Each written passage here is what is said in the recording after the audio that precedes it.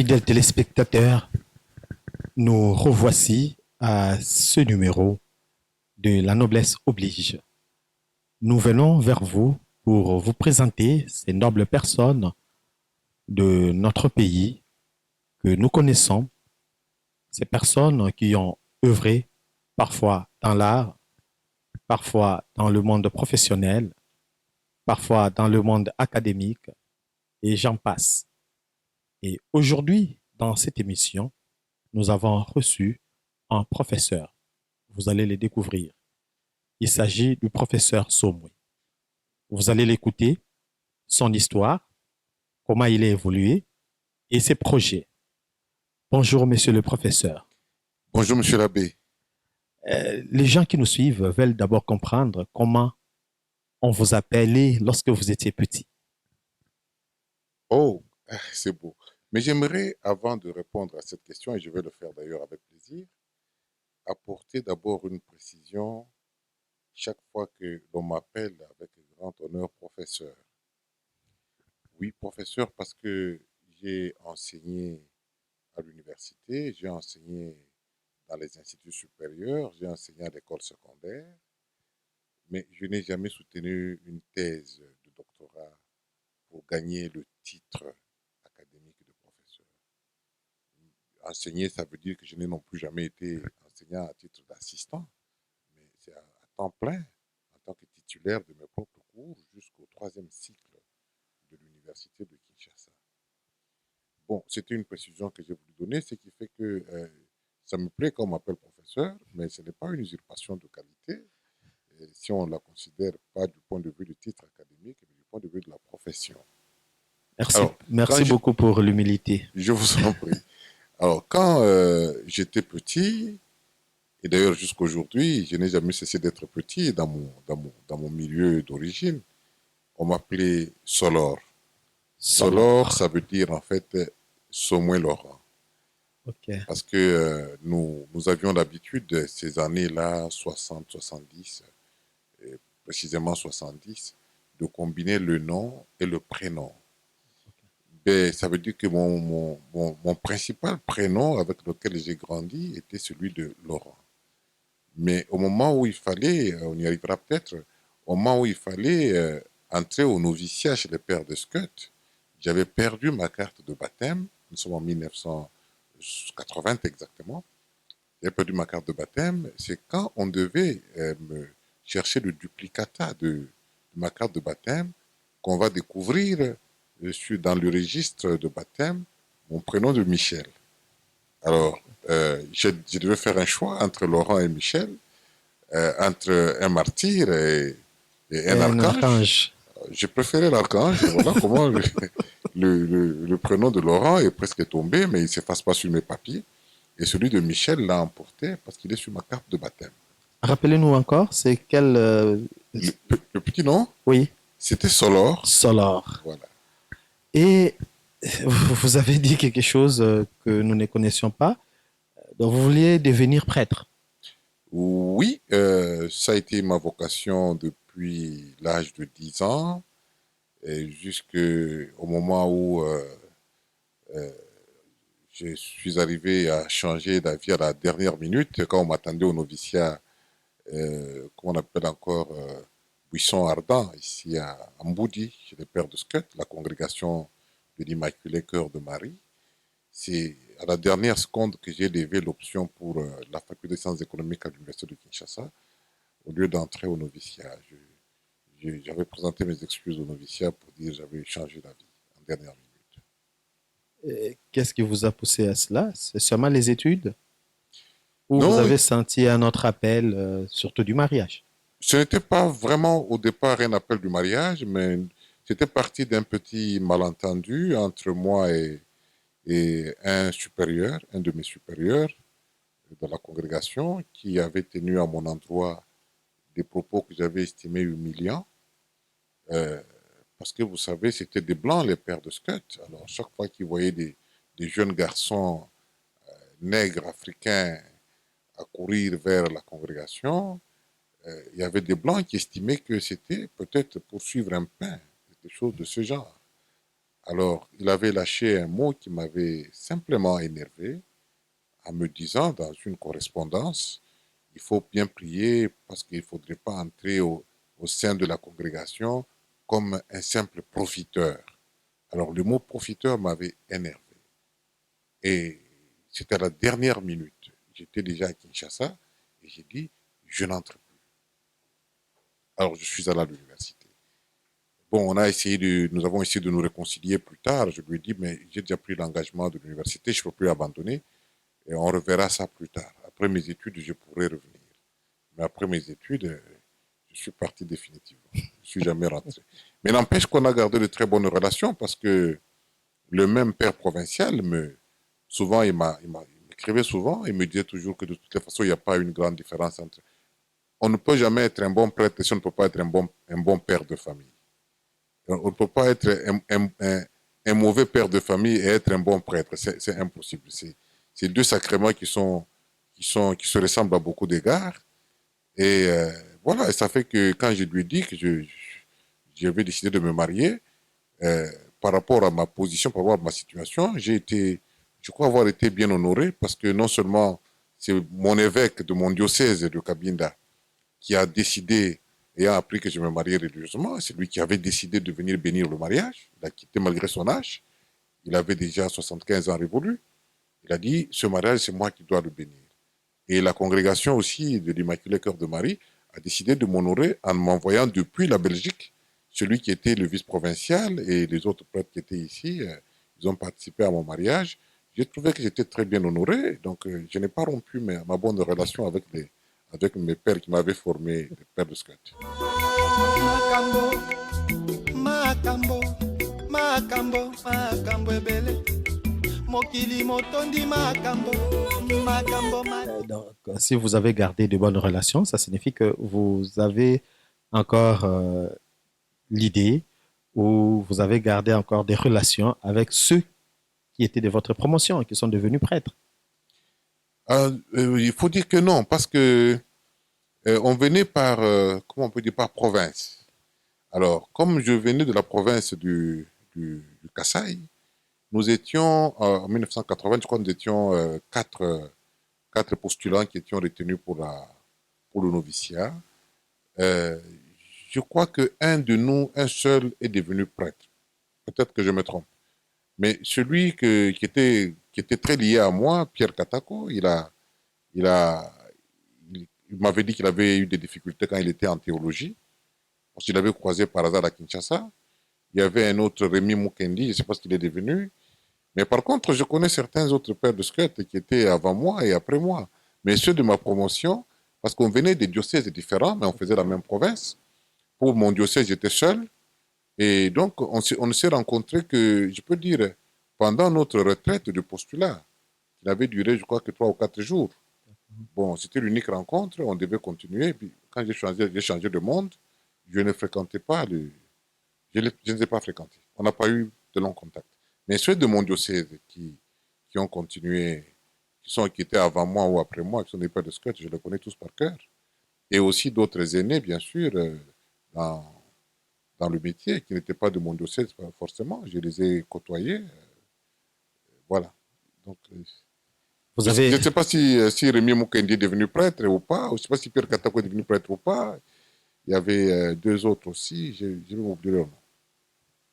donc, vous avez été enfant, aspirant, appelé à devenir prêtre. Vous avez changé d'avis. Et lorsque vous étiez enfant, vous vous disiez, vous devez devenir prêtre. Comment vous vous prépariez déjà comme enfant? Vous avez fait les petits séminaires ou vous avez étudié d'une manière normale? Mais c'est justement pour ça que j'étais chez le père de Scott. Parce que, en fait, ma vocation m'était arrivée dans un rêve, hein, il faut dire comme ça. À quel âge comme ça? J'avais 10 ans. J'avais 10 ans exactement. J'ai fait ce rêve-là où le curé de ma paroisse m'habillait en soutane. Il enlevait ses soutanes pour me les faire porter à moi. Bon. Et le lendemain, c'est d'ailleurs le seul rêve d'enfance dont je me souviens. Le lendemain, quand j'ai raconté à mon père ce rêve, c'était l'unique fois que j'ai raconté à mon père mon rêve. Et lui, comme il était un catholique trop convaincu, trop pratiquant, Et il a dit non, je vais en faire part au curé, et qui était un homme très très méchant, un vieux blanc qu'on n'approchait pas. Alors, comme mon père lui a dit, il a demandé à me rencontrer, m'a amené vers lui, et ça fait que lorsque il fallait aller au petit séminaire, après ma 6e année primaire, les, les prêtres de ma paroisse, le curé, le vicaire, qui étaient tous des scotistes, s'y étaient opposés. En disant non, nous ne voulons pas ceci et notre candidat, nous ne pouvons pas l'envoyer au petit séminaire, nous voulons le former nous-mêmes. Et c'est comme ça que depuis l'âge de 10 ans, j'étais acolyte à la messe. Et je dois reconnaître, leur être même reconnaissant que même une bonne partie de mes études étaient payées par ces prêtres-là. Ils avaient dit à mes parents qu'ils ne pouvaient plus s'occuper de moi et même s'occuper de tout. Voilà. J'ai évolué un peu comme ça avec eux. Et donc, régulièrement, j'étais à la paroisse, ils m'encadraient. Et ça fait d'ailleurs que lorsque j'ai terminé mes études secondaires, au moment où il fallait, quand on m'a condamné à une année de régence, au moment où il fallait enseigner de force pour le nom de la congrégation en tant que postulant, l'évêque du diocèse m'avait établi moi comme responsable des vocations pour tous les candidats séminaristes.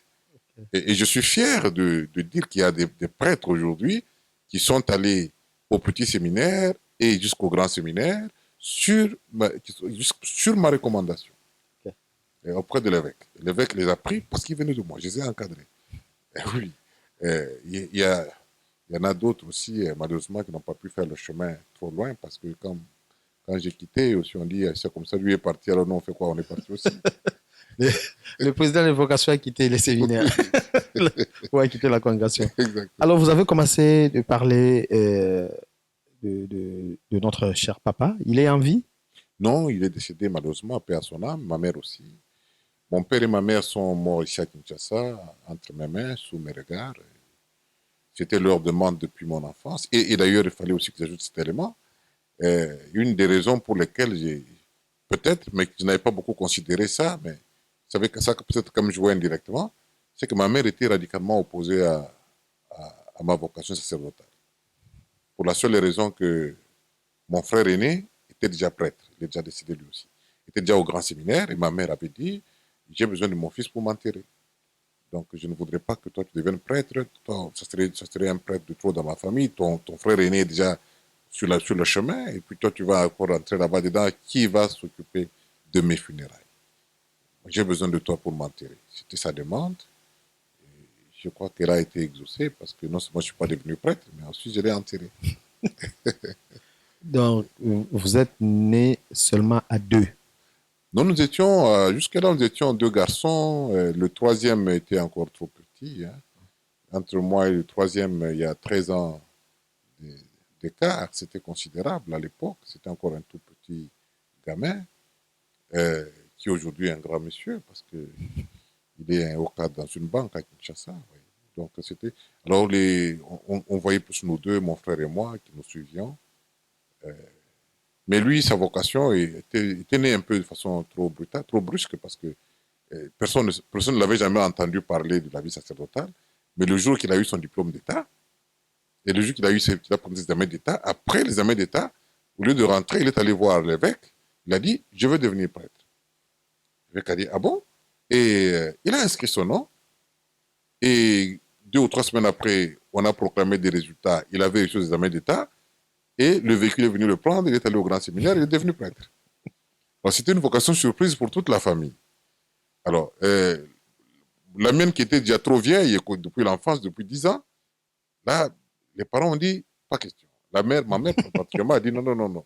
Celui-là qui est parti, c'est fini, ça suffit, je ne veux pas livrer mon deuxième fils. C'était un peu ça. Makambo ebele. Alors, lorsque vous avez fini vos études à l'UNIKIN, qu'est-ce qui vous est arrivé après? Parce que vous avez parlé à un moment donné, vous n'êtes pas professeur, si on tenait compte de titres académiques. Comment cela s'est fait que vous puissiez donner des cours à l'université jusqu'à un haut niveau? Bon, vous savez, je ne sais pas. Je devrais d'abord dire aussi que j'ai aussi enseigné, comme j'ai dit, à l'école secondaire. Avec un simple diplôme d'État, euh, mon collège avait décidé de me confier à moi le cours de latin et de français en sixième des humanités, alors qu'il y avait un gradué en latin. Et on avait estimé que je ferais beaucoup mieux que ce gradué en latin au vu de mon cursus scolaire.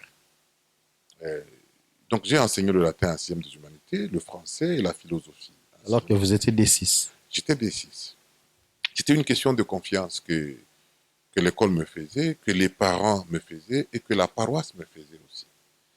Alors, je n'ai pas été surpris lorsque j'ai enseigné à l'université parce que déjà en première licence, j'ai été déniché par un promoteur d'un institut supérieur euh, qui m'a débauché, qui a fait de moi professeur dans son institut supérieur alors que j'étais étudiant en première licence. Monsieur Kalonda Madi, il avait créé son institut supérieur qu'on appelait École de hautes études de gestion des entreprises, EG en sigle, qui avait d'ailleurs ses auditoires à Sainte-Anne. Oui, donc j'ai formé là, en tant que professeur, beaucoup de hauts cadres qui sont dans ce pays qui ont étudié à l'EG. Et là, j'avais 3 ou 4 cours dont j'étais titulaire moi-même, alors que j'étais étudiant en première licence à l'université. Alors, quand j'ai fini les études universitaires, j'ai fait l'économie malgré moi, il faut le dire. Je n'étais pas un passionné des sciences économiques. J'ai fait ça malgré moi, moi. Ma passion était la médecine. Je voulais faire la médecine. Quand j'ai quitté le sacerdoce, c'était pour faire la médecine, devenir un médecin et répliquer au provincial qui m'avait traité de profiteur. Alors, il fallait que je lui rende la monnaie de sa paix pour lui montrer que je peux l'avoir sur mon lit de malade et lui demander de faire le choix. Alors, mais malheureusement, je n'ai pas été inscrit en médecine. C'est en économie que mon nom va sortir sous la pression, d'ailleurs, je dirais, du professeur Katanga, à qui je dis merci en passant. C'est comme ça que je suis entré en économie. Et lui devait se charger de me convaincre de la beauté des sciences économiques, mais alors que moi, rien que le nom me déplaisait. Les sciences économiques, ça me déplaisait totalement. Mais bon, quand je suis entré au cours, la première leçon, c'était le cours d'économie politique du professeur Ngoïka Pagi, paix à son âme, parce qu'il n'est plus. Il était en train de définir l'économie. Il a donné une définition qui m'avait beaucoup plu et surpris. En même temps, il dit, l'économie, c'est la science de la richesse. Parce qu'elle vous enseigne comment produire la richesse, comment la distribuer, comment la consommer. Donc, bref, c'est la science de la richesse. Cette définition m'avait beaucoup plu en me disant, tiens, moi, je viens d'une famille pauvre, je suis originaire d'un pays pauvre, je sors d'un village pauvre et je trouve une science qui m'enseigne comment devenir riche et comment... je ne peux plus aller ailleurs. C'est comme ça que j'ai étudié l'économie attentivement. Maintenant, quand je termine mes études à l'université de Kinshasa, le professeur Tchunzambi me recrute comme assistant, mais à mon époque, à cette année-là, en 1986, à la Banque centrale, on ne permettait pas de combiner. Il fallait faire un choix. Et je venais de passer un concours à la Banque centrale où j'avais réussi. Je me suis dit, c'est une chance que je ne peux pas laisser passer. J'ai préféré aller à la Banque centrale parce que je me disais, comme j'ai appris la science de la richesse et que la richesse est incarnée dans les billets de banque, dans la monnaie, donc je ferai œuvre plus utile en allant à la Banque centrale, là où on crée la richesse sous forme de papier. C'est comme ça que je suis à la Banque centrale, où j'ai fait ma carrière. Alors, donc j'ai renoncé de mes rêves et dans tout à l'enseignement, en se faisant. Bon, mais plus tard, on a créé J'ai publié un livre qui était intitulé La gangrène de l'économie congolaise. Mais avant de publier ce livre, j'ai fait beaucoup de débats à la télévision, beaucoup d'émissions radio-télévisées où je défendais ma vision de l'économie congolaise, où je critiquais la gestion de l'économie nationale, où je critiquais tout ce que nous avons comme politique monétaire, comme politique budgétaire et tout ça.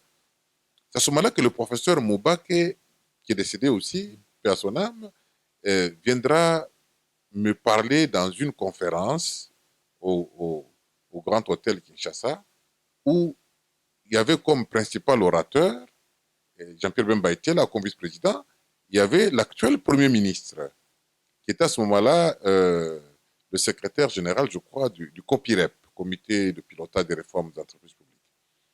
Alors, moi, j'étais radicalement opposé à la réforme des entreprises publiques comme il envisageait. Et ça fait que ce jour-là, dans la salle, je m'étais attaqué violemment à tout ce qu'ils avaient déjà monté comme politique de, de gestion du portefeuille de l'État, toute sa privatisation, Là, c'était libéralisation déjà dans votre livre La des gangrène. Là. investissements. C'était déjà dans mon livre La gangrène. C'est à ce moment-là que le professeur Moubake m'approche et me dit, Michel, il faut que tu rentres à l'université. Il faut que tu rentres donner cours à l'université. Moi, j'ai dit, comment je vais le faire? Moi, à ce moment-là, j'ai déjà quitté la Banque centrale aussi entre-temps. Et il me dit, mais rentre donner cours à l'université. Je dis, non, non, je préfère, au lieu d'être assistant, je préfère m'inscrire comme j'apprends que vous venez de créer le DEA. Je fais le DEA. Et j'ai fait le DEA à l'université. Alors, quand j'ai fini le DEA, la Banque mondiale est venue également financer un autre programme troisième cycle qu'on appelle le GPE, Gestion des politiques économiques. Et il fallait trouver un professeur de macroéconomie approfondie. Comme le coordonnateur du GPE, c'était le même professeur Moubake, je ne sais pas ce qui s'était passé au niveau de la faculté, j'en sais rien, il a estimé que je ferais mieux De dispenser ces cours. de dispenser ce cours. Il n'y avait peut-être pas un macroéconomiste qui était disponible, peut-être pas, parmi les professeurs universitaires. Il a dit que je pouvais, moi, je ferais beaucoup mieux. Je pourrais donner ce cours avec beaucoup plus d'auteur. C'est comme ça qu'on va me recruter par le GPE pour enseigner la macroéconomie approfondie et les principes et méthodes de programmation financière. Donc, comment donner deux cours à la fois? Donc, j'étais le titulaire. Makambo, makambo, makambo ebele. Mokili motondi makambo, makambo, makambo. Et quand vous donnez ces cours-là, parce que ces cours, c'est au niveau des théories, vous aidez les étudiants à comprendre cette macroéconomie. Et dans vous-même, vous avez déjà eu cette tentation d'être beaucoup plus pratique, par exemple par la création d'une banque ou des microcrédits pour permettre à ceux qui n'ont pas nécessairement la chance de passer à l'université de bénéficier de toutes les théories que vous connaissez.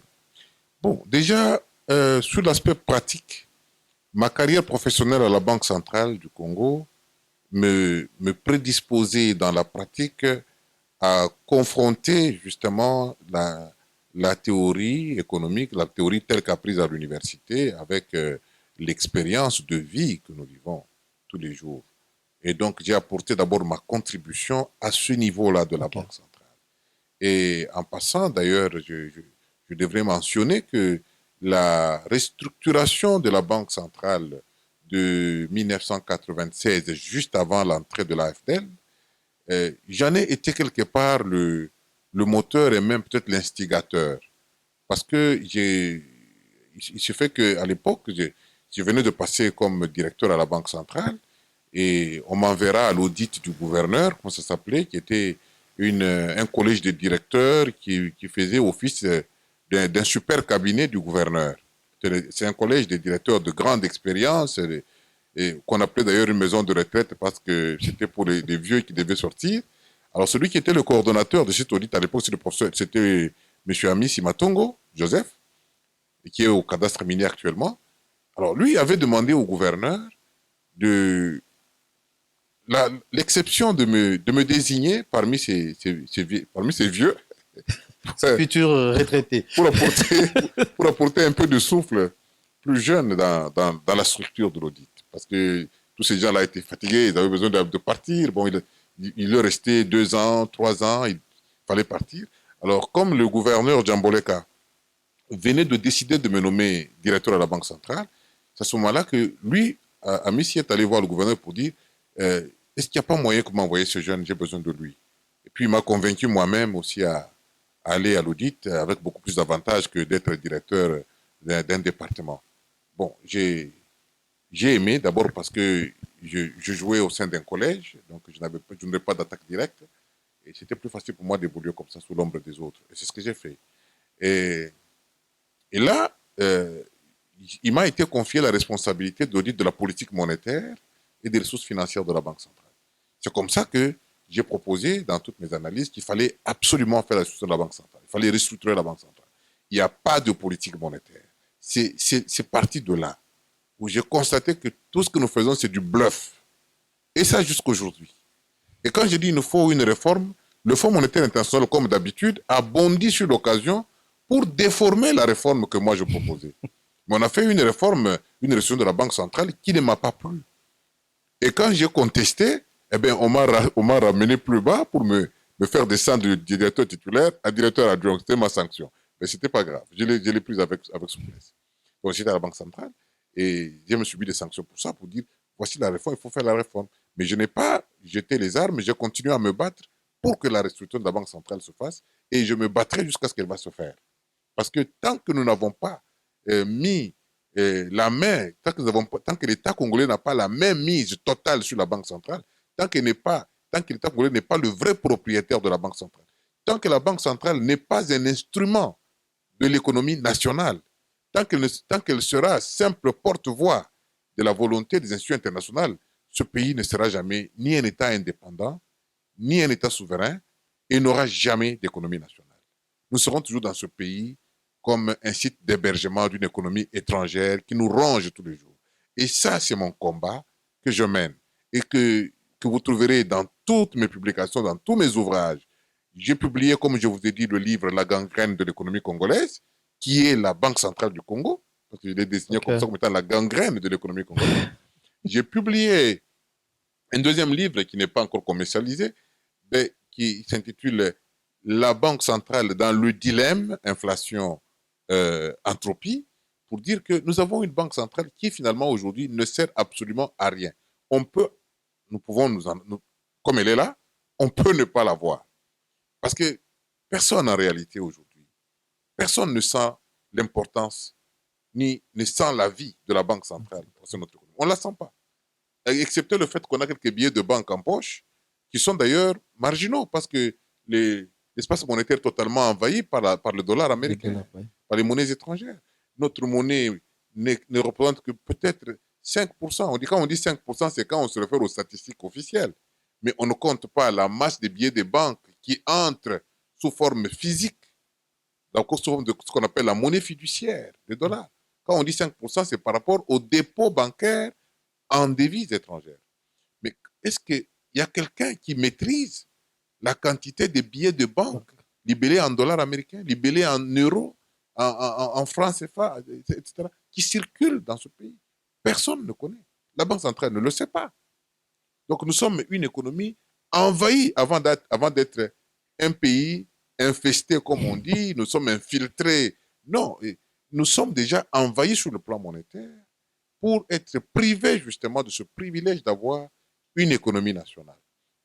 Bon, toujours sur le plan pratique, en dehors de la Banque centrale du Congo, j'avais accepté d'assumer des fonctions d'administrateur délégué de la Fédération nationale des petites et moyennes entreprises congolaises.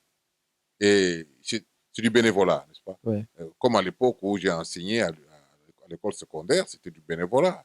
Et comme administrateur délégué de la FENAPEC, c'était du bénévolat aussi, naturellement.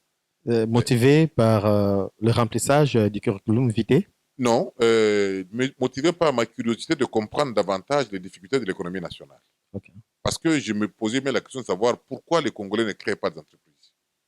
Comment on peut expliquer que l'économie congolaise ne compte qu'une dizaine de banques, bon, à l'époque une vingtaine, qui boitaient, qui fonctionnaient trop mal d'ailleurs jusqu'à aujourd'hui, mais aucune de ces banques n'est congolaise.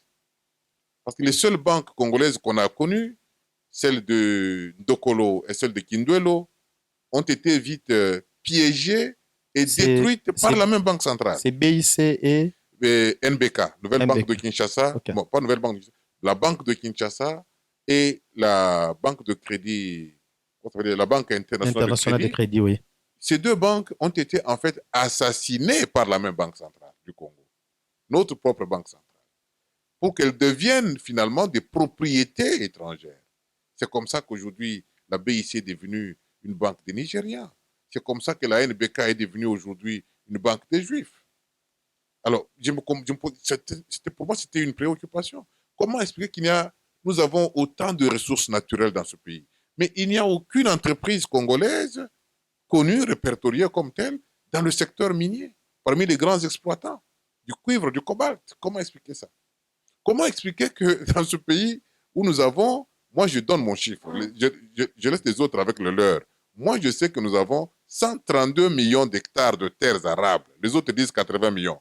Moi je connais 132 millions d'hectares de terres arables, totalement inexploitées. Et il n'y a aucune entreprise congolaise spécialisée dans la production du manioc, dans la production de l'arachide, dans la production de la patate douce. Aucune entreprise. Ce sont des activités marginales.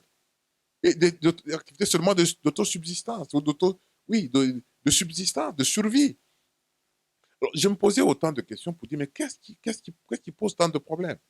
Et c'est toujours dans mes réflexions, dans mes débats, dans mes conférences, que monsieur le colonel Omba, comme on a l'habitude de l'appeler, Omba Penedjunga, qui prie avec moi à Saint-Luc, c'est là qu'on s'est découvert, d'abord à la paroisse, puis dans mes conférences, il a aimé mes idées. Il m'a dit, mais je viens d'être élu président de la Fédération nationale des PME. Mais pourquoi tu ne viendrais pas comme administrateur délégué? Okay. Et on va faire une équipe, on va booster l'économie nationale. On va pousser les PME congolaises à émerger, puis à éclore. On va avoir une économie nationale. Et c'est ça que j'avais aimé. Et je suis parti pour ça. Et j'ai travaillé, mais j'ai trouvé qu'il y a toujours ces petits problèmes des Congolais, des guerres tribales, intestines, des petits problèmes de rien du tout, un peu de fétichisme, un peu de bizarrerie, un peu d'opportunisme, des gens qui n'ont pas une vision longue. Alors, ils ont vite sombré dans la guerre pour la présidence. C'était la guerre entre l'ancien comité, l'ancien conseil d'administration avec son Mbumba et le nouveau avec Omba. C'était la guerre entre les deux. Je trouvais que c'était indigne de continuer à vivre dans cet espace-là comme ça. Ça ne servait à rien parce qu'on ne comprenait pas où on voulait aller. C'est comme ça que je m'étais retiré de la FENAPEC pour laisser cette guerre qui ne me plaisait pas. Et puis finalement, je ne sais pas comment elle fonctionne, bon, elle est là. J'ai été là et en tant qu'administrateur délégué de la FENAPEC, j'avais lancé l'idée de la création d'une banque de la FENAPEC, d'une banque de PME congolaises. J'ai compris que le vrai problème qu'on a dans ce pays, c'est le problème de financement. La volonté est là, et d'entreprendre. Et la preuve est d'ailleurs que quand vous circulez à travers la ville de Kinshasa, presque toutes les parcelles sont des mini-entreprises. Toutes les familles sont des mini-entreprises commerciales. Il y en a qui vendent des limpiodi, il y en a qui vendent des poulets, il y en a qui ont un congélateur dans la maison pour vendre des vivres frais. Chacun fait quelque chose pour survivre. Ça, c'est comme ça. Alors je me suis dit, mais tiens, le désir d'entreprendre est là. Mais il leur manque simplement ce qu'on appelle le capital minimum pour atteindre les seuils d'efficacité afin d'exister comme entreprise. Parce que quand vous investissez en dessous de ce qu'on appelle le seuil minimum d'efficacité ou d'efficience, vous ne pouvez pas aller loin. Et il faut donc avoir un capital minimum qui permet d'atteindre ce seuil. C'est ce qui leur manque. C'est comme ça que je leur dis, mais alors, pourquoi on ne crée pas une banque? Et on a lancé l'idée de la création d'abord d'une coopérative d'épargne et de crédit de la FENAPEC, qu'ils ont appelée COFEN. Mais il fallait maintenant que les membres de la FENAPEC fassent le premier geste de libérer leur part, leur souscription. C'est là où les Romains s'empoignent comme d'habitude. Personne n'était disposé à libérer, à part le président du conseil d'administration, lui-même Omba Penedjunga, et quelques adeptes, pour atteindre le minimum, le seuil requis par la Banque centrale pour être agréé comme une coopérative d'épargne et de crédit. Les membres de la FENAPEC, qui sont plus de 5000, vous vous rendez compte, n'ont pas eu la volonté de le faire, de libérer une part de $100. Ils n'ont pas pu. Et donc, le projet COFEN demeure en veilleuse jusqu'au jour. Et c'est à ce moment-là que j'ai pensé, moi, lancer l'idée de créer maintenant une banque que j'ai appelée la Banque citoyenne congolaise, la Congolese Citizen Bank, en disant il nous faut créer cette banque-là. Mais encore une fois, il se pose toujours dans ce pays le problème de libérer le minimum. Le problème qui se pose, qui est en fait un problème fondamentalement de confiance. Le Congolais préfère aller boire sa bière, la consommer lui-même et mourir demain, plutôt que de risquer son $50 dans la participation d'une entreprise, d'une telle entreprise d'envergure, pour créer une véritable banque universelle dans ce pays. Alors j'ai vu que c'était difficile. Et quelques-uns ont libéré leur capital.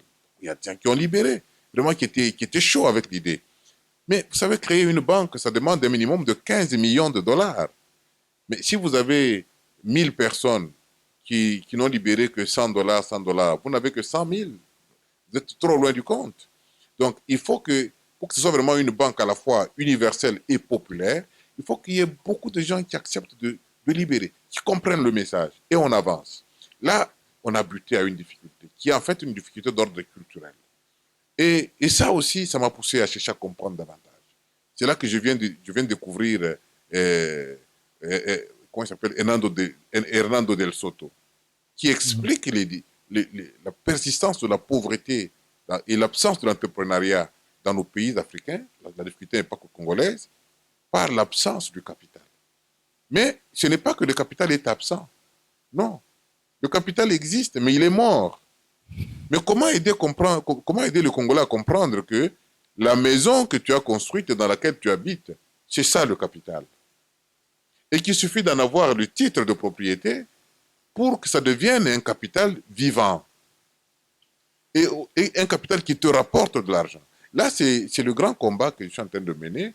Donc, pour dire que je tiens beaucoup à ce projet, et que je rappelle comme ça en passant, de la création d'une banque citoyenne congolaise. J'ai eu beaucoup de partenaires, notamment du côté des États-Unis d'Amérique, mais qui avaient une vision totalement différente de la mienne, parce que eux, ils me disaient, nous, on donne l'argent, on crée la banque. Moi, j'ai dit non. Je ne demande pas aux partenaires étrangers de créer la banque à notre place. Mais les membres eux-mêmes. Oui, c'est les membres. Moi, ce que je vous demande, c'est de nous prêter votre argent et nous créons, et vous n'êtes pas actionnaire là-dedans. Okay. Mais ça, les Américains aussi ne veulent pas. Ceux qui étaient prêts, qui soutiennent l'idée, qui sont prêts d'ailleurs jusqu'aujourd'hui, qui soutiennent l'idée, me disent non, on ne peut pas mettre notre argent avec un tel risque, parce que vous, en tant que garantie, vous en tant qu'individu, et le projet de votre banque n'a pas de garantie à nous donner par rapport à l'insécurité qu'il y a dans votre pays. Parce que, soit dit en passant, le Congo est catégorisé parmi les pays à très haut risque crédit. Très haut risque crédit. Et d'ailleurs, la cote de notre risque est à 8, vous vous rendez compte, c'est les pays les plus bien risqués, cotés négativement. Oui, le plus négatif où il ne faut pas entreprendre facilement. Où les gens ne peuvent pas risquer leur argent comme ça. Alors, c'est là l'obstacle que j'ai, mais eux s'en tiennent à l'idée qu'ils mettent l'argent, mais ils deviennent actionnaires et donc propriétaires de la banque. Alors moi, je dis à ce moment-là, elle ne sera plus citoyenne. Ouais. Moi, je veux une banque citoyenne congolaise, c'est-à-dire une banque à capitaux 100% congolais. Voilà le champ de bataille qui est encore le mien, que je suis en train de creuser petit à petit pour pouvoir parvenir à la réalisation de cette idée. Je suis encore avec des partenaires, dont certains essayent de comprendre, mais maintenant, il faut aussi qu'eux comprennent que le système interne soit capable d'accueillir des capitaux de ce genre-là pour la création d'une telle banque citoyenne et qui ne soit pas combattue de la même façon qu'on avait combattu Dokolo et l'autre. C'est pour ça que je veux que ce soit une banque populaire qui appartienne à tous les Congolais, non pas à un individu ou à deux ou trois.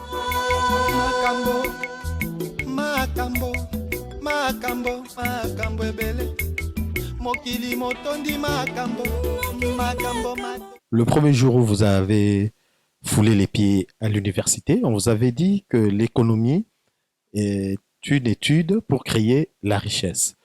Alors, quand vous continuez dans cette vocation, est-ce qu'il y a un souci de continuer à créer la richesse pour vous ou c'est une ouverture d'opportunité pour tout le monde? Est-ce qu'au fond de vous, vous sentez que c'est pour ouvrir la possibilité aux autres d'avoir de l'argent ou c'est pour vous, parce que vous dites la banque qui doit être citoyenne, ça ne doit pas être une banque étrangère. Est-ce que c'est votre nom que vous voulez promouvoir ou vous voulez réellement aider le peuple entier? C'est pour le peuple, parce que, voyez-vous, si c'était pour moi en tant qu'individu, il y a longtemps que je devrais réaliser ce projet. Il y a longtemps que je l'aurais fait, parce que il suffisait de convaincre les amis, mes amis qui sont à l'étranger, qui sont disposés, qui sont avec moi en contact jusqu'aujourd'hui, tous les jours d'ailleurs. Et vous savez, en passant, j'ai Les dernières fonctions officielles que j'ai assumées, c'était celle de directeur de cabinet du Premier ministre. Donc j'avais encore des contacts plus accentués avec ces partenaires-là pour créer quelque chose en mon nom, pour moi. Et j'ai toujours dit, ça ne me sert à rien de créer quelque chose pour moi, parce que il y a de la honte à être heureux seul. J'appartiens à une communauté, ça fait partie de mon éducation. Je ne suis pas communiste, je ne suis pas socialiste d'ailleurs, mais j'estime qu'il est honteux dans un environnement de se sentir heureux seul. C'est immoral. C'est comme ça que je connais, c'est vraiment immoral de mon éducation. C'est pas normal, c'est pas beau du tout. C'est sale, ça fait mal. Et d'ailleurs, je donne une information que je n'ai jamais donnée publiquement. Quand je suis arrivé à la primature comme directeur de cabinet, j'ai trouvé pour le directeur de cabinet un salaire costaud, colossal, que mes prédécesseurs touchaient. L'écart entre le salaire du directeur de cabinet et son adjoint était énorme. J'ai rabattu mon salaire de mon propre chef, sans consulter le Premier ministre. J'ai donné instruction à la Sécurité financière que je diminuais mon salaire et de beaucoup d'argent. Et ils l'ont fait. Et j'ai touché. Lorsque quelques mois plus tard, mes adjoints qui étaient toujours mal informés de ce que je faisais parce que les gens aiment qu'on crie le bien qu'on fait, et ils sont allés se plaindre chez le Premier ministre pour dire que le directeur de cabinet touchait trop d'argent par rapport à eux, mes adjoints. Et donc, je me servais en tant que gestionnaire de crédit de la primature. Ils ont cru que je me servais seul parce que c'est le directeur de cabinet qui est le chef. C'est pas le Premier ministre. Le Premier ministre n'en sait rien d'ailleurs. C'est comme ça que le Premier ministre était indigné, fâché. Il m'a convoqué dans son bureau pour exiger des preuves de mon salaire à moi. Quand je lui ai dit ce que je touchais comme salaire, et comparé à celui de mes prédécesseurs, il était consterné. Il était choqué. J'ai dit au financier, venez lui montrer des preuves. Le financier est venu, il a montré au Premier ministre Bruno Tshibala, qui est vivant, la grille de paye des cabinets précédents, la grille de paye de son cabinet, avec le salaire du directeur de cabinet, seul à avoir été rabattu. Et c'est comme ça que le Premier ministre Bruno Tshibala va décider ce jour-là de rabattre le salaire de tous ses collaborateurs, de 10%. Sauf celui du directeur de cabinet parce qu'il s'était déjà puni lui-même. Et les autres ont estimé que c'était de l'injustice de ma part. Comment expliquer que moi, on n'a pas rabattu mon salaire, je ne sais pas qu'on ne sait pas de mesure du Premier ministre, il n'y a qu'eux qui ont perdu leur salaire, etc. Et on a fait ça avec le Premier ministre dans un élan de solidarité en faveur des nombreux autres membres de cabinet qui avaient été nommés, mais qui ne pouvaient pas accéder à leur salaire selon le barème de la primature. Parce qu'ils étaient en surnombre par rapport à l'effectif pour lequel le budget avait été voté. Donc il fallait nécessairement consentir des sacrifices quelque part pour que ceux-là aussi soient payés. Et comme moi j'avais déjà fait mon effort, mon sacrifice, le Premier ministre va décider que tous les autres perdent 10%. Et c'est ce qui a été fait. Et malheureusement, les 10% ne permettaient pas non plus à tous les membres de cabinet du Premier ministre d'atteindre le barème qui était fixé. Parce que l'effectif était costaud par rapport à l'enveloppe budgétaire. Donc ça rencontre aussi votre question quand vous dites, est-ce que vous le faites pour vous ou pour tout le monde? J'ai fait ça à la primature. Un directeur de cabinet qui entre en fonction aujourd'hui et qui voit le barème fixé et par d'autres personnes que par lui et qui rabat son propre salaire pour dire c'est injuste. Mais malgré ça, j'ai le toupet de dire on doit faire un geste humanitaire en leur faveur. Et ça a été fait. Et de la même façon, quand j'ai envisagé le projet de création de la Banque citoyenne congolaise, je n'ai pas voulu pour moi-même. J'aurais créé une institution de microfinance avec mes propres moyens, je pouvais le faire. C'était pas cher d'avoir une institution de microfinance. C'était pas cher d'avoir une coopérative d'épargne de crédit. Je peux faire une coopérative d'épargne de crédit avec les membres de ma famille. C'était tout à fait faisable. Mais ce n'est pas ça que j'ai étudié à l'université. Mon défi à l'université, en fait, mon livre « La gangrène de l'économie congolaise », je l'aurais intitulé autrement. si je n'avais pas particulièrement pointé la Banque centrale. C'était en fait la réplique au livre de Adam Smith, fondateur de l'économie politique, Ouais. qui était intitulé « Recherche sur la nature et les causes de la richesse des nations ». La gangrène de l'économie congolaise est une recherche sur les causes et la nature de la pauvreté d'une nation. C'est ça, en fait.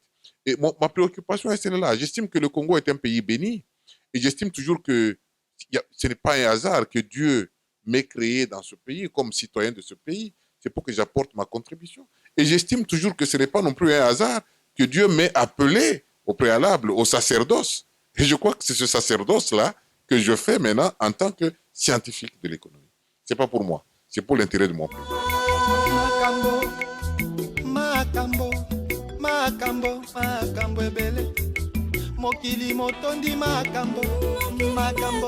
Merci beaucoup, Monsieur Michel Somoué. Alors, vous avez parlé de vos postes aussi. Nous remarquons dans ce pays, pour avoir de postes stratégiques, je les appelle comme ça, il faut être dans un parti politique.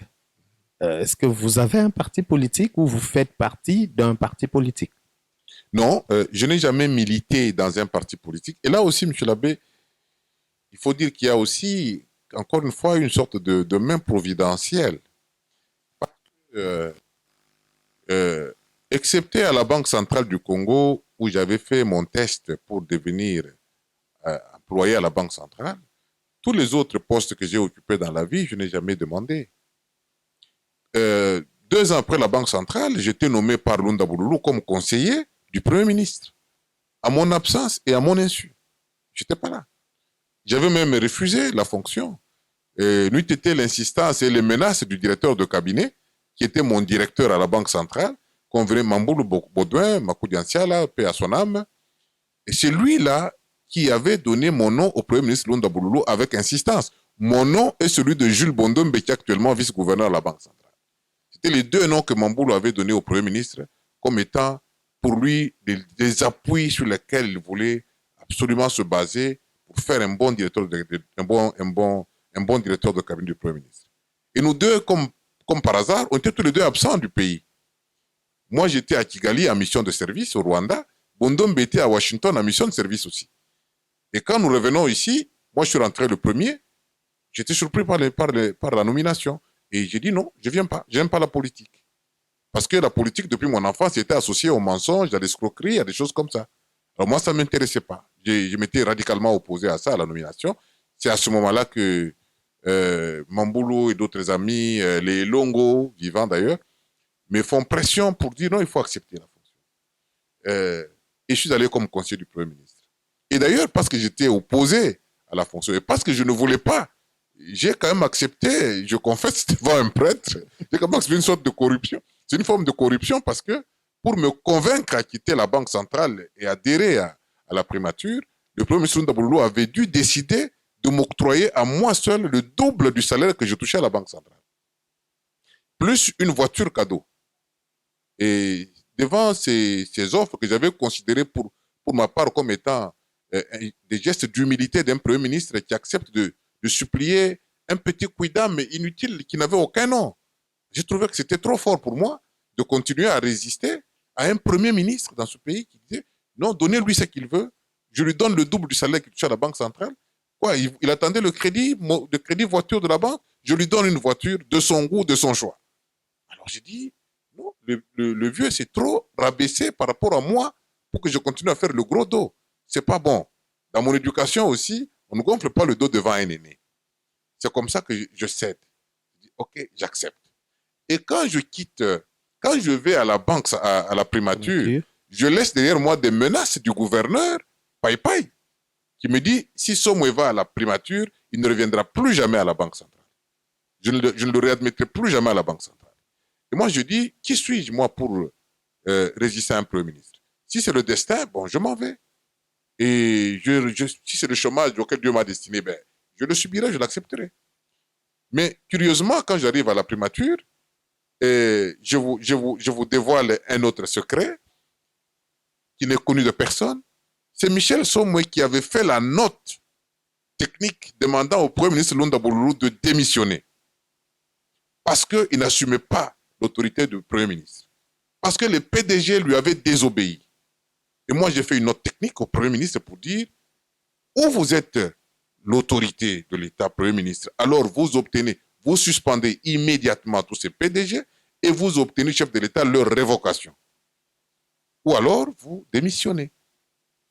Et cette note, c'est le professeur Kabe Achikoukou, qui était mon chef direct, président du collège et comme conseiller principal au collège d'économistes, qui va soutenir ma position. Mais en envoyant la note au Premier ministre, via le DIRCAP, le directeur de cabinet, qui était mon chef de la Banque centrale, déchire la note, il s'énerve. On ne peut pas démissionner. Toi, tu veux quoi? Tu veux nous créer la prison ou quoi? Alors, j'étais frustré. J'étais plutôt prêt à démissionner moi-même. Heureusement que le professeur Kabe Achikoukou va dire, non, ne t'inquiète pas, apporte-moi la copie de la lettre. Et je lui ai apporté la copie de la lettre que j'avais gardée. Tu signes, j'ai signé, lui a signé, il a mis dans la farde, il a amené ça au Premier ministre Lunda Bolulu un soir à 19h à la résidence. Et ils avaient eux-mêmes tous peur, y compris le Premier ministre Lunda Bolulu. Il me dit, mais ce petit qui me propose la démission, mais on va le tuer. Demandez-lui de quitter le pays tout de suite. Je vais rester réfléchir. Et quand Kabea vient me dire, mais choisis où tu veux aller. Moi, je vais aller au village. Je dis, mais attends, le Premier ministre donne l'occasion d'aller à l'étranger, d'aller aux États-Unis avant tu choisis. Je dis, non, je ne serai jamais plus en sécurité que dans mon village, à côté de mes parents. C'est comme ça que je suis rentré au village. Et entre-temps, le Premier ministre est resté démissionné après moi. Et maintenant, ma famille s'inquiétait pour dire, maintenant que Lunda a démissionné, tu as demandé qu'il démissionne. Comment tu deviens chômeur parce que la banque ne rentrera plus? Moi, je dis, ce n'est pas mon problème.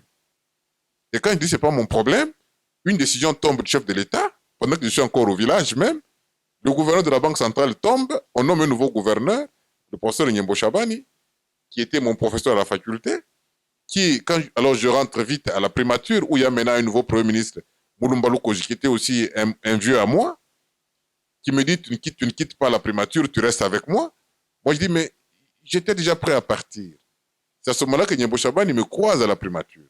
Ça, c'est en 1992. Voilà. Non, 91. Okay. Il me dit, tu rentres à la banque. Sans avoir demandé de réintégrer la banque, comme ça se faisait. Donc, je suis rentré à la Banque centrale sans aucune démarche, parce que le gouverneur qui vient d'arriver m'a rencontré là, alors que moi, j'étais en train de vagabonder, sachant plus où je vais aller. Il me dit, hey, tu rentres à la banque, sans aucun document de ma part. Et quand je rentre à la banque, 2 ans après, ou 1 année après plutôt, le même directeur que j'avais à la primature est nommé ministre du budget et il m'oblige à aller travailler comme son directeur de cabinet. Je refuse de nouveau comme d'habitude. Et il négocie avec le gouverneur de la banque, qui était d'abord son collègue directeur. Il négocie avec lui Bouendoua pour dire, j'ai besoin de lui, mais il ne veut plus quitter la banque. C'est comme ça que Bouendoua dit, ok, c'est facile. On l'envoie avec toi au budget comme directeur de cabinet, mais il garde son statut, ses fonctions, ses avantages à la Banque centrale. Donc, on lui fait une simple affectation. Donc, je suis parti avec tout mon salaire de la Banque centrale intact. Je touchais à la fin du mois comme tous les agents de la Banque centrale, mes soins médicaux à la Banque centrale, ma carrière à la Banque centrale, comme si le cabinet du ministre du budget n'était qu'une simple extension de la Banque centrale. En même temps que directeur de cabinet, je touchais mon salaire de directeur de cabinet aussi. Bon, c'était une exception. C'était écrit, c'était légal. Hein? C'était autorisé officiellement. C'était écrit dans la lettre du gouverneur de la Banque centrale, qu'il avait d'ailleurs intitulé « Détachement spécial et provisoire ». Et c'est comme ça. Alors, je n'avais pas demandé. J'avais au contraire refusé. C'est de la même façon, pour répondre bien à votre question, que je me retrouve en train d'enseigner à l'université, au GPE, parce que celui qui est le coordonnateur vient et négocier avec moi pour que j'accepte d'apprendre des cours, ces 2 cours-là, et je les ai pris. Et de la même façon, pour être directeur de cabinet du Premier ministre Bruno Tshibala, qui est vivant, je n'ai jamais fait de démarche parce que je ne l'avais jamais connu avant. Je n'avais jamais milité avec lui dans un parti politique. Nous sommes bien sûr tous 2 des catholiques, mais je ne l'avais jamais fréquenté dans une seule chapelle, dans une seule église, jamais. Je n'ai jamais croisé Bruno Tshibala dans la rue, dans une réunion, dans un deuil, dans une fête, jamais. Jamais de la vie. Mais quand il a appris qu'il devenait Premier ministre, qu'il allait devenir Premier ministre, c'est à ce moment-là qu'il m'a fait chercher. Et il m'a invité un jour, moi je ne le connaissais pas, lui me connaissait peut-être à la télévision, moi je ne l'avais jamais connu. Il est passé par un ami commun qui m'a dit, le secrétaire général de l'UDPS a besoin de vous. Et comme j'avais déjà été invité 2 ou 3 semaines avant lui par le président Étienne Tshisekedi, j'ai cru comprendre que c'était dans la continuité de l'entretien que j'avais eu avec Étienne Tshisekedi, où j'étais allé fustiger le combat de l'UDPS sur son invitation et à sa demande.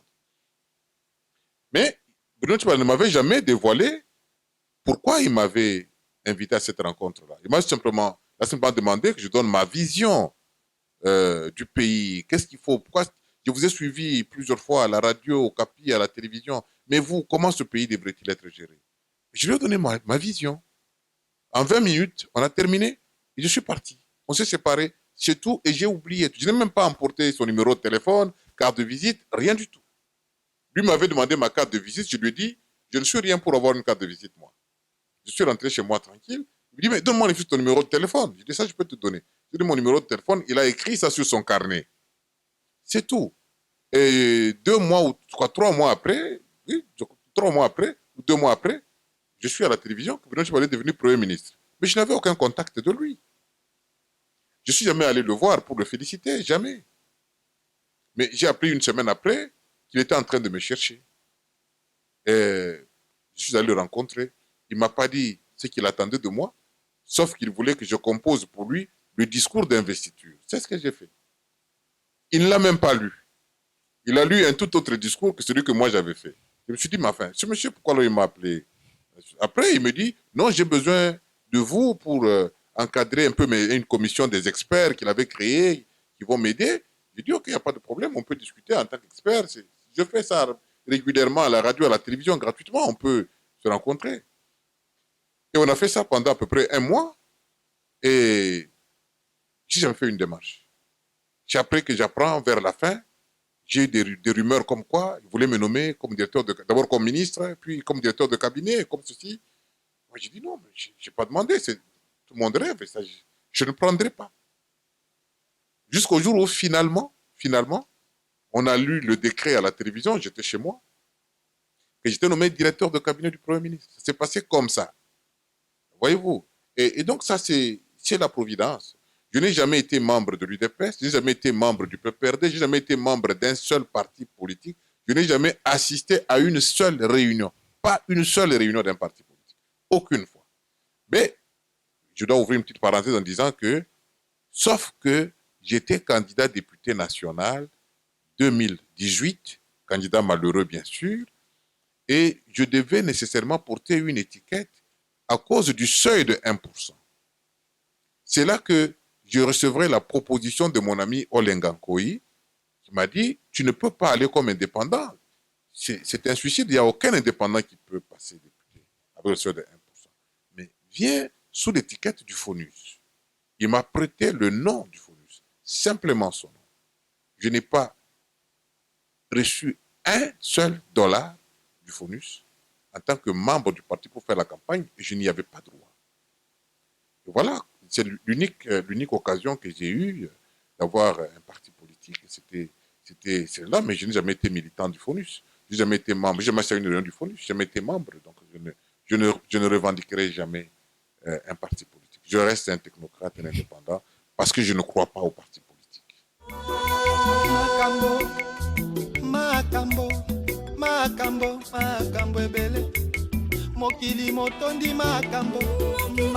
Vous dites tellement de bonnes choses qu'on n'a pas envie d'arrêter cette émission, mais il y a c'est pas la dernière question, parce qu'il me reste encore une dizaine de questions. Mais je prends une. Comment vous vous êtes séparé avec votre Premier ministre? Là, vous étiez directeur de cabinet. Lui, il est resté au pouvoir et puis vous êtes parti. On a l'habitude de voir que les premiers ministres quittent avec son directeur. Mais vous êtes parti un peu tôt. Oui, merci pour cette question. En fait, d'abord, je profite de cette occasion pour dire merci à M. Bruno Tshibala. Parce que c'est rare dans ce pays de voir une autorité s'intéresser à un homme, non pas parce qu'il est de sa famille, non pas parce que il est de son parti politique, mais simplement parce qu'il en apprécie des idées qu'il a suivies à la télévision, à la radio, sans le connaître physiquement, biologiquement et sans la moindre relation. Ça, dans ce pays, c'est excessivement rare. Et pour ça, Bruno Tchibala était pour moi un homme respectable. Et je le respecterai jusqu'au bout. Et même pendant toute ma durée de vie à la primature, il m'a beaucoup protégé contre toutes les attaques de ceux qui estimaient être les ayants droit et du poste et des fonctions au sein de la primature. En disant, j'ai choisi ce monsieur comme directeur de cabinet. Jusqu'au moment où j'ai réalisé que la guerre qu'il subissait, c'est lui qui subissait la guerre, c'est pas Michel Sommoy. C'est Bruno Tchibala qui subissait la guerre dans sa maison et dans sa famille politique, dans son entourage. J'ai réalisé que la guerre était devenue trop dangereuse et qu'on tentait de me jeter à moi des pots de banane qui ne pouvaient pas m'atteindre parce que je suis un homme fidèle à mes principes et à mes valeurs. Ça fait que c'était difficile de m'avoir sur ce plan, malgré certaines imaginations des gens, intoxication, le DIRCAB détourner l'argent des conseillers pour acheter des appartements. La preuve est là. Après moi, on n'a jamais vu cet argent. Donc, il n'y en avait rien de... Ça, c'était de la comédie des gens. Oh, il y a eu la bagarre à la primature. Il n'y a jamais eu de bagarre à la primature. J'étais un directeur de cabinet sévère et discipliné. Je ne tolérais pas comment je peux dire, de la complaisance. Et quand je donne l'interview à Top Congo pour dire à Top Congo la vérité, qu'il y a plus de 800 membres au cabinet du Premier ministre. Plus de 800. Ça, c'est la vérité parce que j'ai grandi dans la vérité, moi. Il y a plus de 800 membres au cabinet du Premier ministre. Un cabinet qui est prévu pour moins de 200. Pour payer tous ces gens-là qui revendiquent, il faut ajouter à l'enveloppe déjà votée au Parlement le double de ce qui est déjà voté. Il faut passer de 500 millions à 2 milliards de francs pour payer ces gens. Mais je ne peux pas le faire. Je n'en ai pas le pouvoir, je n'en ai pas la compétence. Je ne suis pas le Parlement. Je ne suis pas le président de la République pour prendre une ordonnance-loi. Et le Premier ministre lui-même n'a pas non plus la compétence. Il ne peut pas prendre un décret comme ça. Ça, c'est perturber toute une loi budgétaire. Voilà ce qui s'est passé. Ce n'est que ça. Bon, alors, j'ai été démenti par mon Premier ministre sur les antennes de RFI en disant non, mon DIRCAB a craqué. Et ce qu'il a dit là, ce n'est pas la vérité. Alors, quand RFI est revenu à moi pour demander que je puisse contredire mon Premier ministre, j'ai dit aux journalistes, vous ne pouvez pas m'opposer à mon Premier ministre. Ce qu'il y a de simple à faire pour moi, je rends le tablier. À partir du moment où le Premier ministre et moi ne parlons plus le même langage, je crois qu'il est plus propre que je parte. Encore que la mission pour laquelle je suis venu, je ne l'ai pas réalisée. Je crois que le climat n'est plus bon. Le Premier ministre subit trop de pression qui l'oblige à m'exposer finalement. Ce n'était pas pour me protéger moi que j'ai démissionné. C'était pour le laisser lui en paix, lui permettre de continuer à travailler en harmonie, tranquillement. Permettre à tout le monde de se rendre compte que tout ce qu'on imaginait comme mensonge en disant qu'il y a l'argent détourné à ceci, que ce n'était que du bluff et il n'y avait rien du tout. Parce que quand j'ai démissionné, je suis resté 1 mois à la maison sans remise et reprise pour permettre aux gens de mener des enquêtes et faire ce qu'ils pouvaient faire. Alors les gens se sont rendus immédiatement compte qu'ils étaient dans des imaginations, dans des futilités. Mais je ne pouvais plus rentrer. Et j'attendais que le Premier ministre accepte ma démission. Il a accepté 1 mois plus tard. Et nous avons fait la remise de reprise.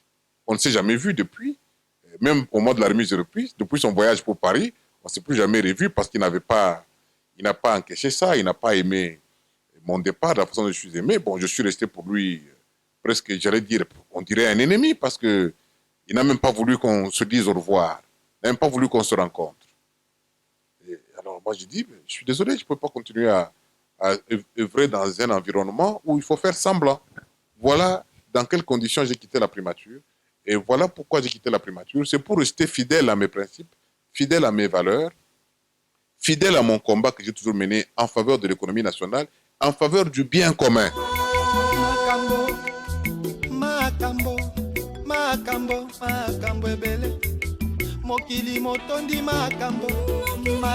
Depuis qu'on a commencé l'entretien, j'ai retenu 3 démissions.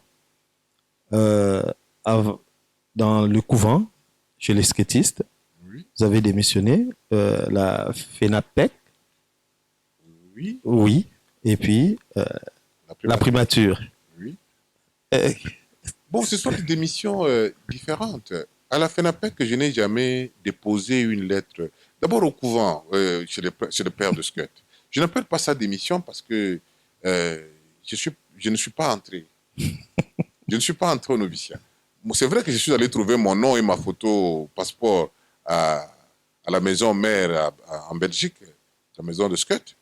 Les gens se posaient la question, comme novice de 1980, j'avais trouvé ça, j'ai tiqué, j'ai dit, ma femme, moi je n'ai jamais été au noviciat, sauf pour aller m'excuser auprès du père Tsassa, qui était le père maître à l'époque. Mais je ne suis jamais entré au noviciat, donc je n'ai pas démissionné. Je m'étais retiré avant le temps, en disant, je fais mes études pour ne pas être profiteur.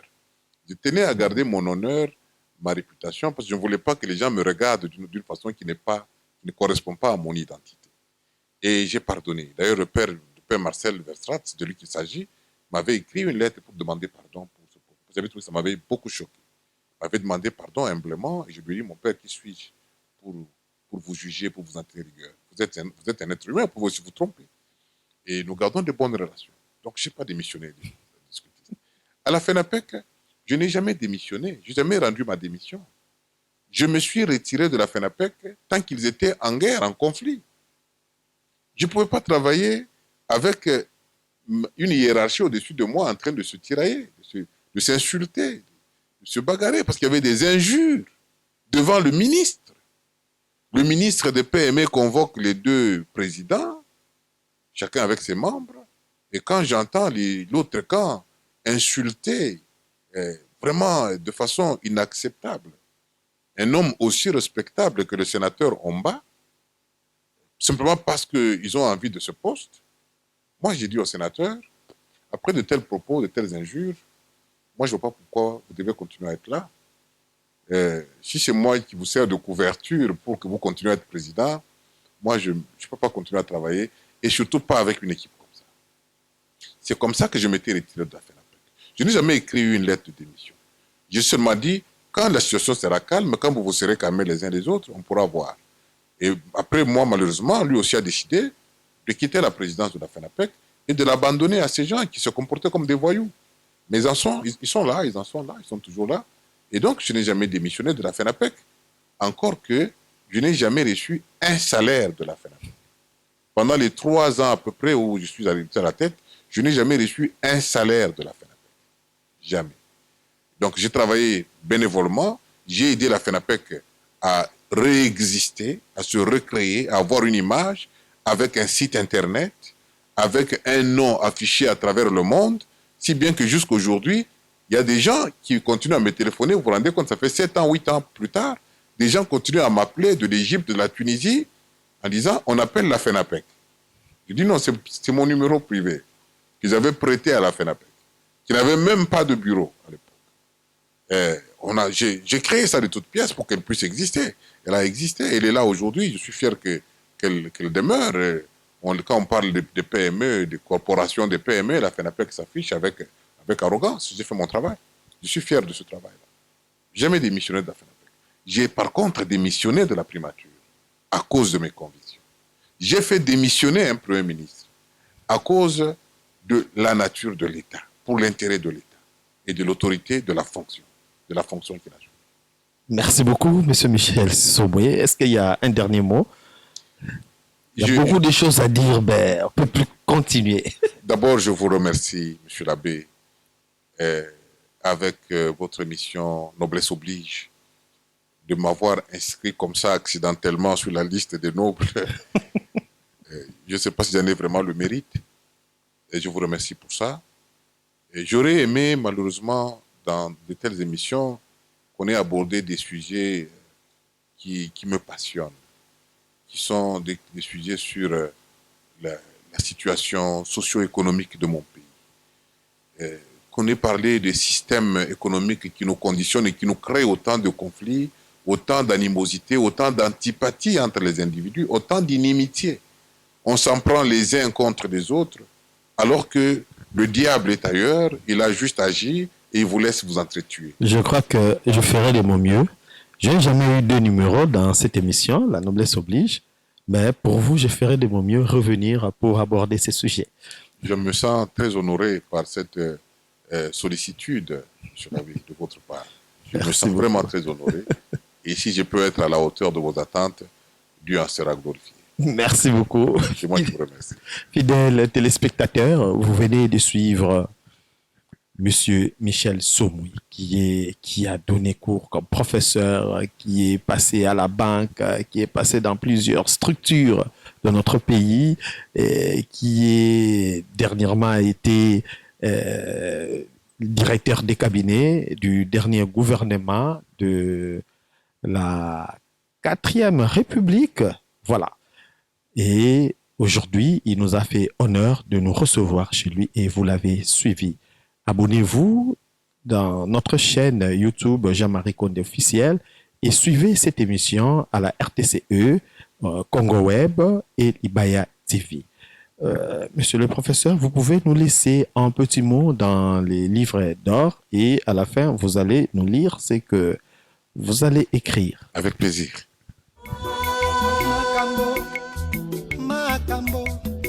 Makambo ebele mokili motondi makambo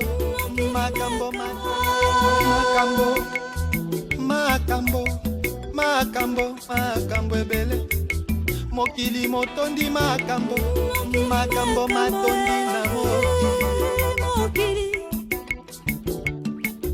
moto nyonso azali na mposa ya kokumisa moto nyonso akoyokaka onse ya motema posa ya kokumisa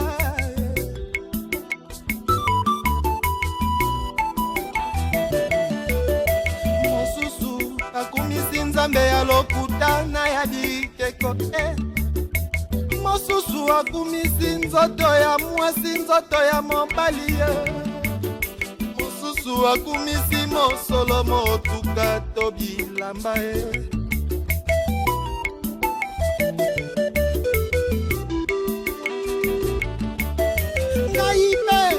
ya motema nayoki mposa ya kokumisa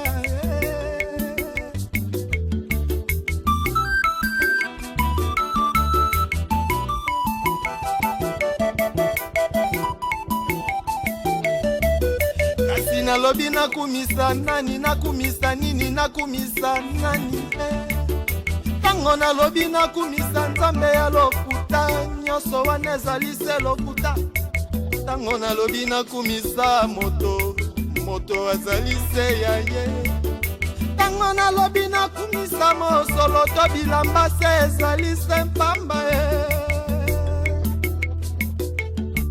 nakumisa nyama to nzete to mbisi nyonso se ya ye mozalisi ya bikolo na se ya biyebi monono na biyebi monono te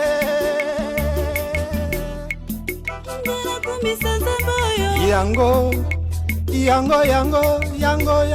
wana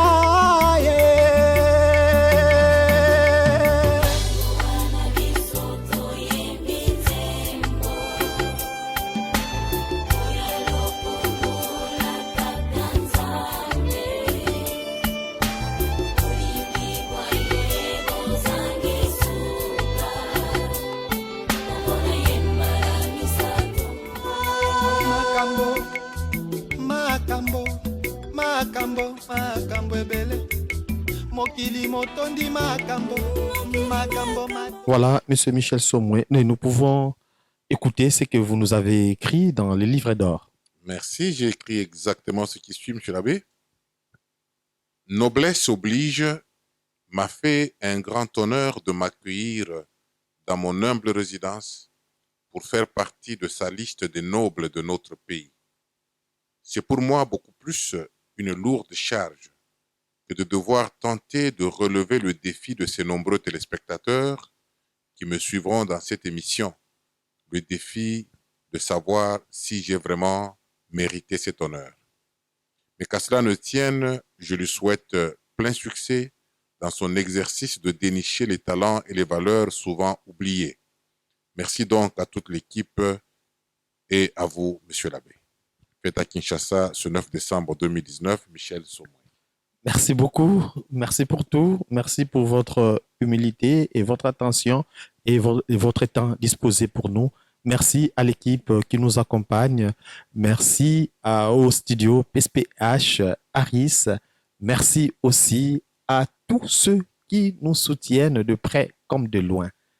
Pour les restes, à nous revoir. À très bientôt.